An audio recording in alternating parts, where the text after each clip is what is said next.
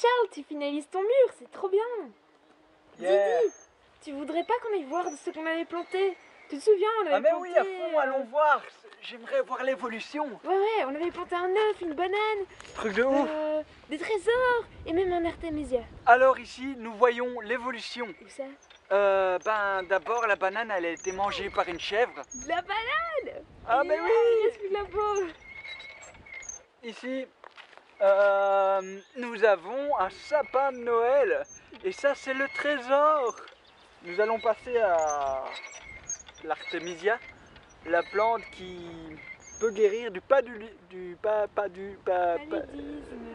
paludisme, la malaria. Voilà, et elle pousse bien. C'est chouette. Oh. Le meilleur pour la fin. En pot de choco.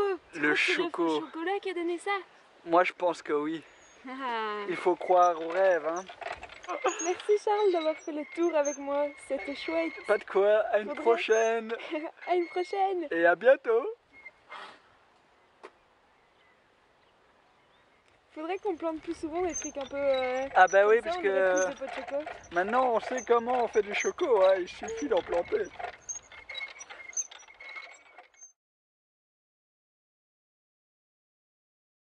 Hello tout le monde! Alors aujourd'hui j'ai envie de vous apprendre à faire des graines germées. En fait des graines germées c'est des graines à qui on va donner de l'eau pour qu'elles puissent germer, pour devenir des plantes. Et on peut manger ça quand c'est encore petit. Et c'est plein d'énergie parce que vous imaginez, cette petite plante, eh bien elle pourrait devenir une grande plante, donc elle a plein d'énergie. Alors pour ça il faut des graines.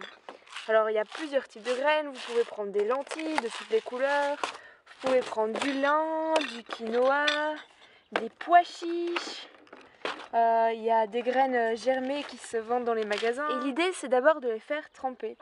Alors pour ça on a ici ce bol qui va nous servir de germoir.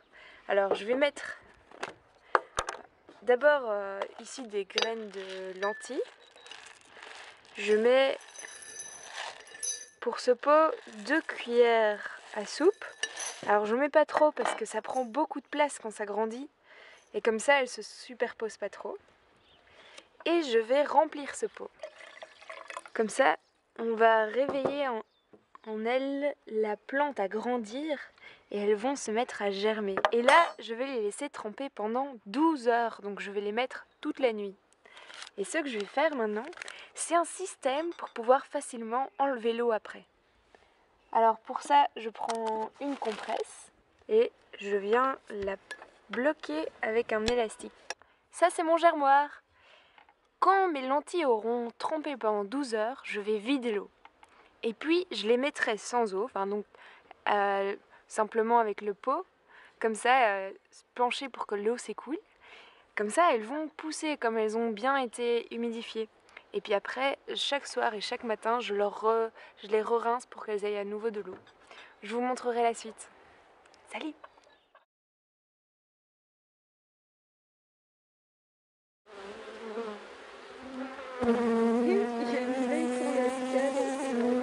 Attends, je la bouge. Voilà. Nous allons vérifier les réserves qu'il y a encore dans la ruche. Voilà. Ici, c'est une grille à reine. C'est une grille pour que la reine ne vienne pas pondre et fasse des larves et des œufs et la famille dans la hausse de miel.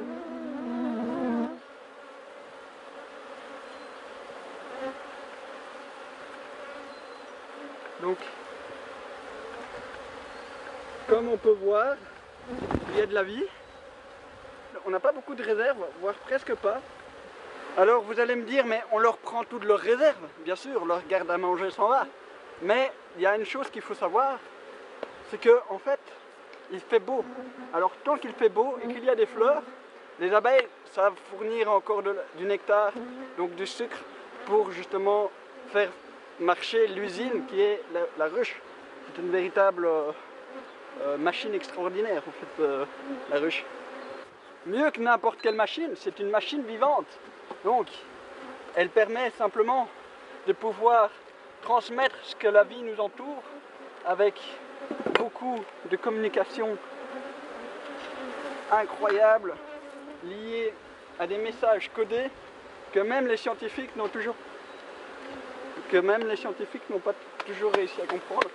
On sait déjà beaucoup de choses sur le vol des abeilles, les tourbillons, pour dire qu'il y a beaucoup à manger quelque part, la direction, etc.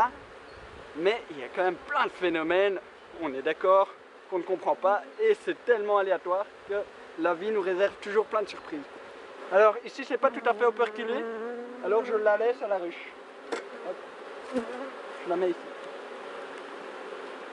Mais ici j'ai pas mis de cire gaufrée et ça donne un truc plus ou moins original. Et vu que là les réserves ne sont pas aux 3/4 operculées, ben voilà, je serai obligé de la laisser à la ruche. Et ça me fait plaisir parce qu'il faut absolument qu'elle garde un peu quand même de leur manger à elle. Voilà.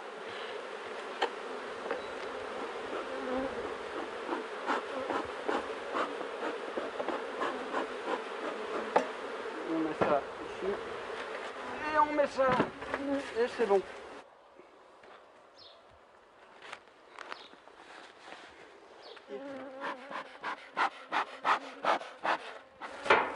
Et ben c'est lourd, heureusement qu'on a une boîte punaise. Parce que pour porter ça à la main, il y en a qui le font, hein, mais ils ont des muscles. Hein.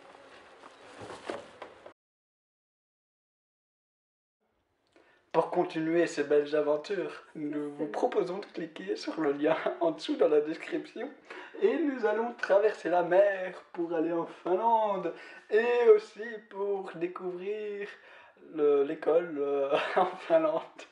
Et voilà.